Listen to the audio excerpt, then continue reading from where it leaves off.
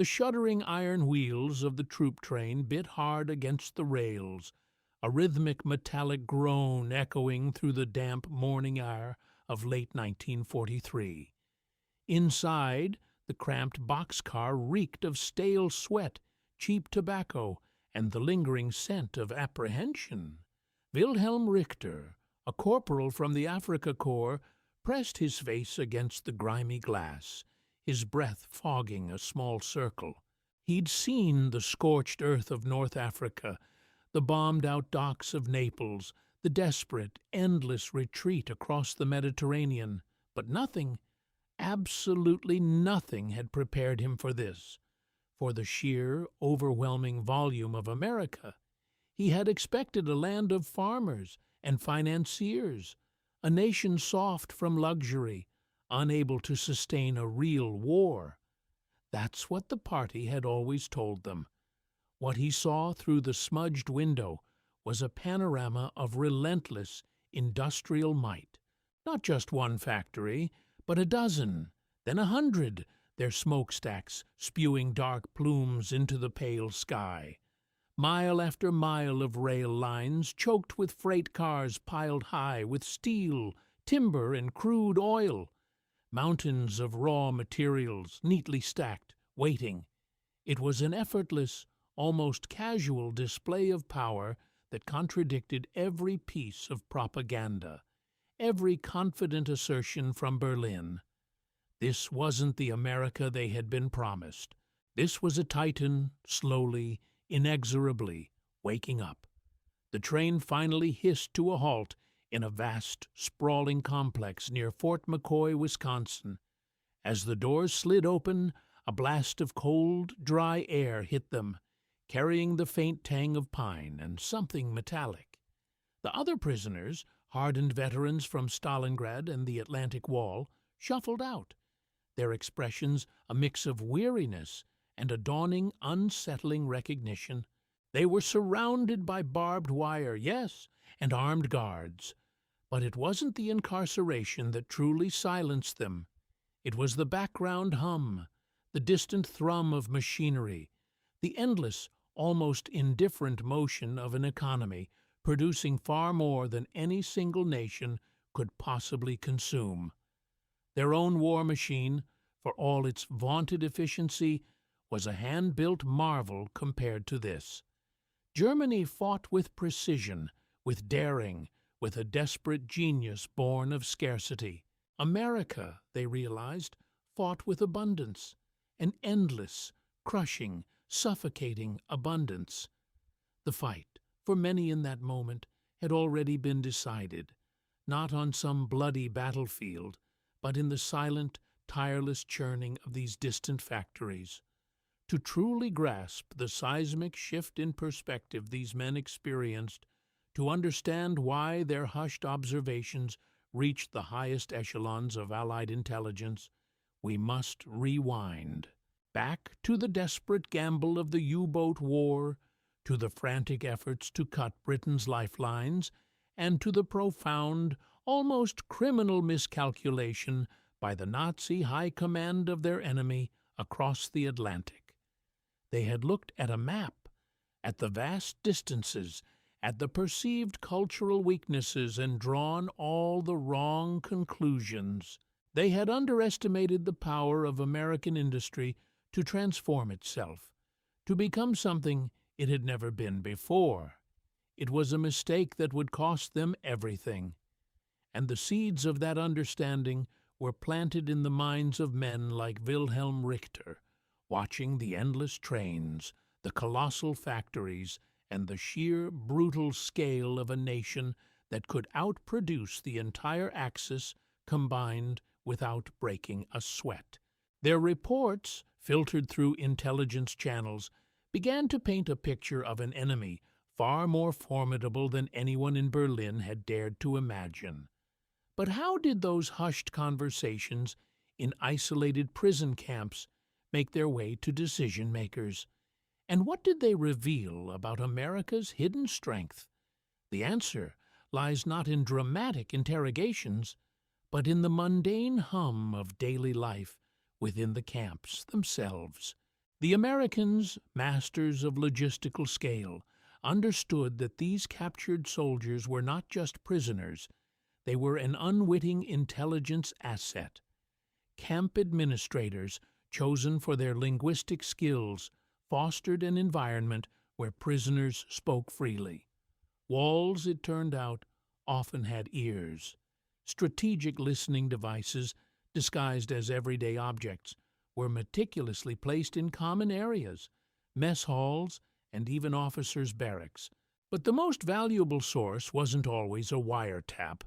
It was the simple act of observation, compiled by American guards and, crucially, by informants, fellow German POWs, disillusioned or pragmatic.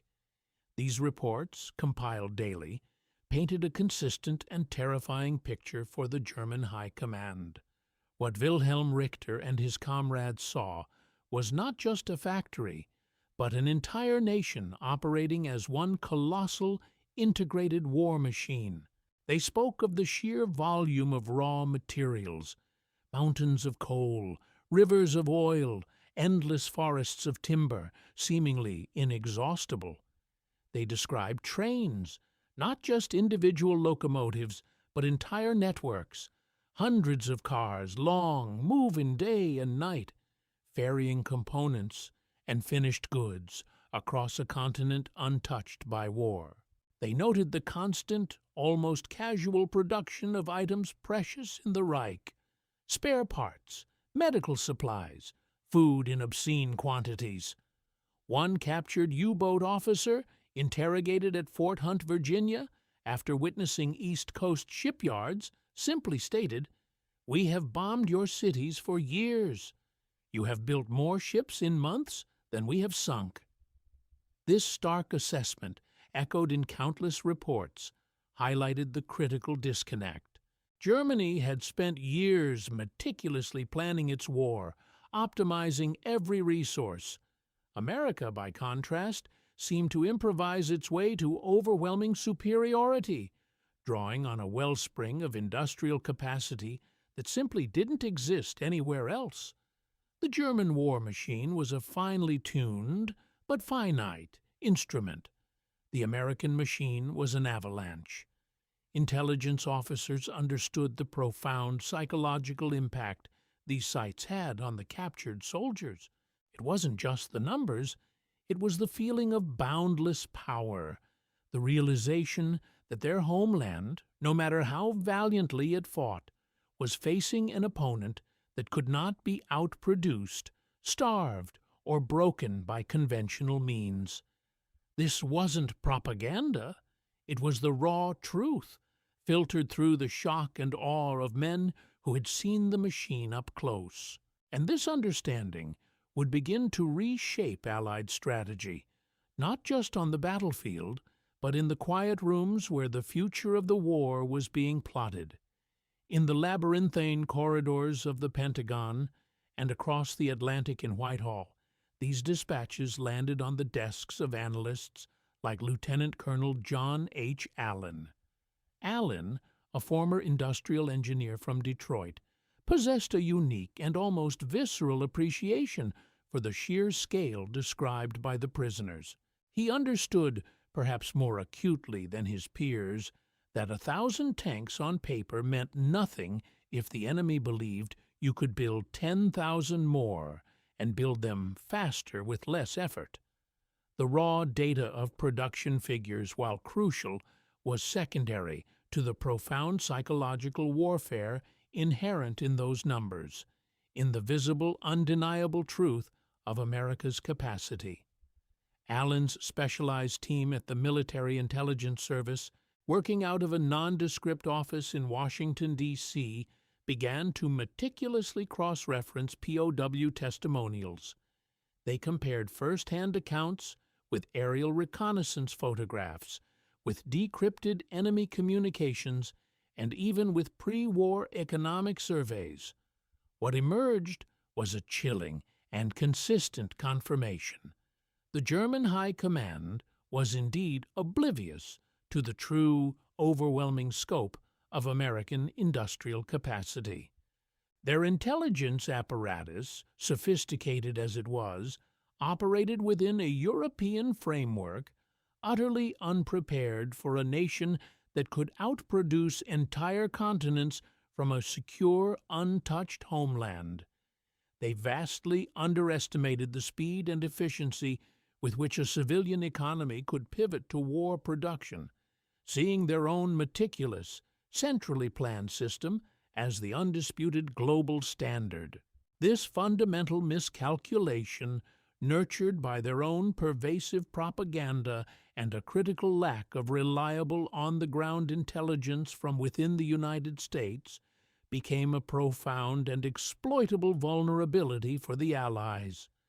The strategic question, therefore, wasn't merely how to bomb factories or engage divisions. It was how to bomb the German will to fight. The idea, initially a whispered hypothesis in those quiet rooms, began to coalesce into a concrete, if unconventional, plan. Use the POWs themselves, not as direct agents, certainly not as overt propagandists, but as unwitting, undeniable messengers. Allied intelligence, under Allen's quiet insistence, began to devise a subtle, long-term psychological strategy. It wasn't about explicit indoctrination or crude propaganda films. It was about creating conditions for these men to see, to internalize, and then, crucially, to share what they had seen, not through coercion, but through the sheer weight of undeniable evidence. Overt re-education camps, though considered by some, were quickly dismissed as counterproductive. Any explicit attempt at indoctrination, it was reasoned, would be easily spotted by the battle-hardened Germans and dismissed as enemy lies. Instead, the approach was far more insidious, almost organic. POWs were often deliberately exposed to the most stark representations of American industrial might. Their transport routes from capture points to camps frequently skirted massive industrial complexes, sprawling shipyards, or endless rail yards. Camps themselves were sometimes situated within earshot of bustling factories or close to major ports, where the sheer continuous volume of shipping and manufacturing was impossible to ignore.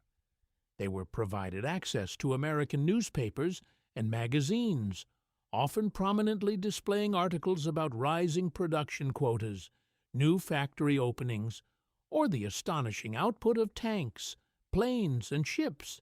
The goal was total environmental saturation, a constant, low-level hum of overwhelming capacity rather than any direct, forceful persuasion.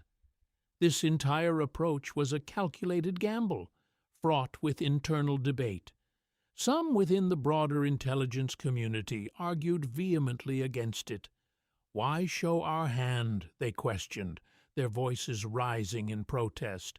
Why provide the enemy with a full, unvarnished accounting of our strengths? It could only stiffen their resolve. But Allen and his proponents countered with a compelling argument. The visual, experiential evidence carried by a captured soldier, once repatriated, would be far more potent, more believable, than any intelligence report that might theoretically find its way back to Germany. A man who had seen it with his own eyes, who had lived amidst the roar of American industry, would carry a truth that no Nazi official, no matter how skilled at propaganda, could easily dismiss as Allied lies. He would be a living, breathing, deeply credible testament to an insurmountable, almost terrifying reality. The success of this quiet plan hinged entirely on the belief that men, once faced with such overwhelming, irrefutable evidence, would inevitably speak. They wouldn't just speak of defeat or the harshness of war. They would speak of a force so vast, so relentless, that it defied traditional comprehension. Imagine a young Wehrmacht corporal, perhaps from a small Bavarian village, starved and weary from years of fighting on the Eastern Front, who had witnessed American factories churn out planes faster than Germany could shoot them down. Imagine him returning to a battered homeland, to his desperate family and demoralized comrades, trying to explain that the end of their struggle was not just an abstract political inevitability, but a physically manifest, quantifiable reality unfolding across an ocean.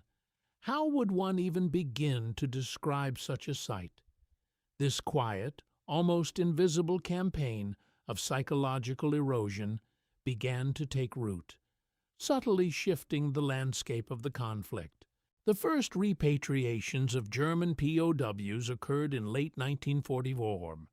A small trickle at first, then a steady stream as the war in Europe drew to its bloody close. What these men would say, what they would whisper in the shattered towns and villages of Germany, became a critical, largely unspoken variable in the Allied endgame. The question was not if they would speak, but how their words would be received. Would their eyewitness accounts be enough to finally break the iron grip of a regime determined to fight to the last man, even as its cities crumbled? The answer, as it turned out, would be far more nuanced and complex than anyone anticipated, weaving itself deeply into the very fabric of post-war German society and profoundly shaping the future of a defeated nation. The crossing itself was often a blur of cramped conditions and seasickness, a monotonous rhythm of gray skies and churning water that offered little comfort or hope. But as the troop transports neared the American coast, a different, sharper kind of apprehension settled over the German prisoners. Many had only ever seen the devastated landscapes of war-torn Europe, or the stark, disciplined, yet increasingly impoverished vistas of the Reich. What awaited them across the Atlantic? Propaganda had painted America as a decadent, racially impure nation, its industrial might exaggerated, its resolve fragile, its people soft. They expected something less, something closer to the desperate, resource-starved struggle they knew firsthand. Instead, they saw New York, not from a distance, through the hazy, deceptive filter of reconnaissance photos, but up close, in vivid, overwhelming detail. The iconic Statue of Liberty, yes, a symbol they recognized, but then the sheer, unbroken skyline of Manhattan, a forest of steel and glass that seemed to mock the rubble heaps of Berlin. The docks themselves, teeming with activity, not bombed-out husks, but vibrant arteries, pumping life into an unseen interior. Miles upon miles of rail lines, a sprawling, intricate network, carrying goods and raw materials to factories that stretched further than the eye could see, belching smoke that wasn't from explosions, but from relentless production. These were not the scattered, vulnerable targets they were used to. This was an unbroken, humming, almost organic behemoth, a landscape of uninterrupted power.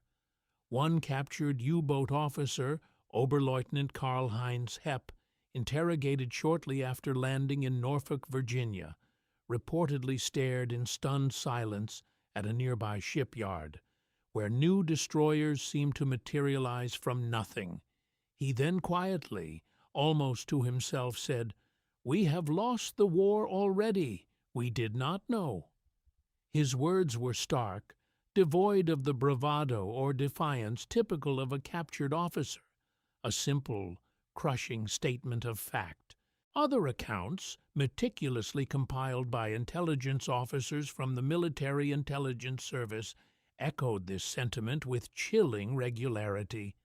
A Luftwaffe pilot, Hauptmann Klaus Richter, shot down over France, recounted his shock at seeing a new B-17 Flying Fortress assembly line in Seattle. He described it not as a factory, but as a river of aircraft flowing endlessly, a metallic torrent of engines and wings. The sheer, relentless volume was impossible to reconcile with their own dwindling resources, their factories under constant bombardment. "They build more planes in a week," Richter reportedly stated, his voice hollow, "than we have pilots left to fly, or fuel to power." This wasn't just about numbers. It was about an entire society untouched by the direct physical ravages of war. The food, the infrastructure, the endless stream of civilian cars, the seemingly limitless supply of raw materials pouring into factories that ran 24/7. It was an image of power so vast, so effortlessly sustained, that it rendered their own desperate struggle almost pathetic by comparison. The most common reaction, according to declassified reports from the Prisoner of War Information Bureau, wasn't anger or defiance, but a profound, almost spiritual weariness, a crushing sense of being utterly, hopelessly outmatched. But the true agonizing test came when these men, often wounded or deemed unfit for further combat, were repatriated. The Allied High Command, particularly the OSS, Office of Strategic Services, and British intelligence, had anticipated a simple transmission of truth. The POWs would speak, and their countrymen would believe. The reality, as always, was far more complex. Germany, in late 1944 and early 1945, was a nation drowning in its own meticulously crafted narrative. Joseph Goebbels' propaganda machine had woven an alternate reality, one where German genius and unwavering resolve were on the cusp of unveiling wonder weapons and strategic breakthroughs that would inevitably turn the tide. To admit the overwhelming industrial superiority of the enemy, to confess to the sheer, endless capacity of America, was to admit that the entire war effort was a catastrophic, unwinnable illusion. When these first repatriated soldiers arrived back in their shattered towns, they carried more than just physical scars. They carried an unbearable truth, and they tried to speak it. They described the American heartland, not as a flimsy, decadent democracy, but as a colossal forge. They spoke of factories where entire aircraft were produced in less time than it took for a German unit to receive replacement parts. They spoke of an economy so robust, so boundless, it seemed utterly immune to the war's destructive grasp. Their words, however, often met with disbelief, even hostility. Families, desperate for any shred of hope amidst the ruins, found it easier to cling to Goebbels' fervent promises of ultimate victory than to the grim reality painted by their own sons and husbands. Some returning POWs were accused of being brainwashed, of having succumbed to enemy lies, or even being outright traitors, their accounts dismissed as insidious Allied disinformation. The psychological barrier was immense. How could a soldier who had fought with such conviction now claim their entire struggle was against an impossible, unseen, unbeatable force? How could everything they believed be a lie? Yet the whispers began. Not a roar of immediate capitulation, but a quiet, insidious erosion of faith. In crowded, claustrophobic bomb shelters, in hushed conversations around meager dinner tables, the stories of America's industrial might began to circulate, passed from one returning soldier to another family member, and then carefully to trusted neighbors. Each account, however small, however initially dismissed, chipped away at the monolithic edifice of Nazi propaganda. It was not a sudden collapse, but a slow, agonizing process, a process that forced ordinary Germans to confront a terrifying choice: believe the official, comforting lies, or accept the impossible, soul-crushing truth from those who had seen it with their own eyes. And as the Allied armies closed in, from both east and west, the collective weight of those whispers grew heavier, pressing down on a nation already at its absolute breaking point. But would these hushed truths be enough to stop the fighting before total annihilation, before Germany itself became a memory? The truth, however, was rarely enough to derail a war machine fueled by fanaticism and terror. The whispers, potent as they were, could not stop tanks or deflect bombs. The fighting continued, a brutal, desperate last stand, until the very soil of Germany was ripped apart, and the Red Army met the Western Allies on the Elbe.